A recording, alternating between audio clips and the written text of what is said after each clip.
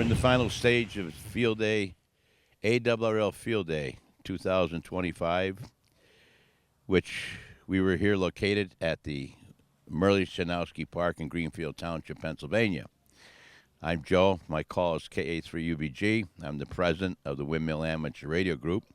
And I also have our vice president here, Henry, KB3LOT, who also was involved with Field Day 2025.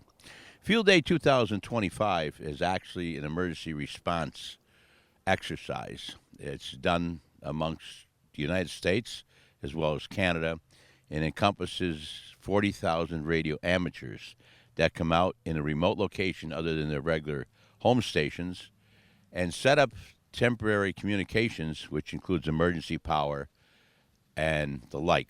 And we did have a nice 2025 Field Day here at the park. Field Day is held annually on the fourth weekend of June every year, and it's the largest event in amateur radio, also known as ham radio. And it's an ARRL event, ARRL being our headquarters, American Radio Relay League, which is based in Newington, Connecticut.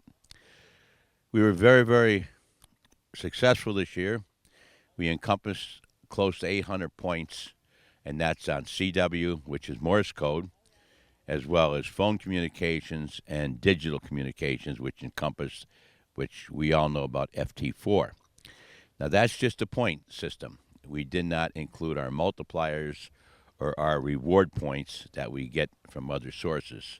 So we were very, very successful for this year's Field Day for 2025.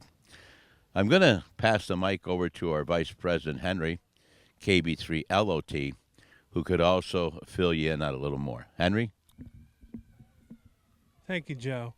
Yeah, we had additional points because we actually made contact with the International Space Station, a couple of contacts we made on the overnight, and that was a pretty good chore that we did and a good experience for people that are getting involved with ham radio, amateur radio, and we'd like to thank all our members and everybody that joined us over the weekend and visitors as well. We gave out quite a few membership packets to prospective members and people who want to get involved with amateur radio. Thank you.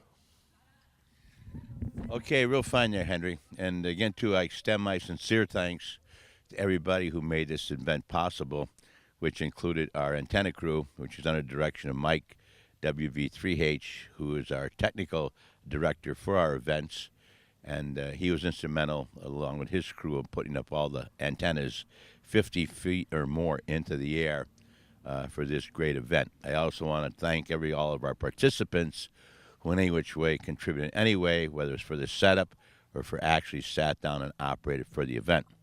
Our next event that we will be coming up with is our Pennsylvania QSO party, which is held at McDonald's Grove, and that's also here in Greenfield Township on Petrelock Road, and that is in the latter part of September.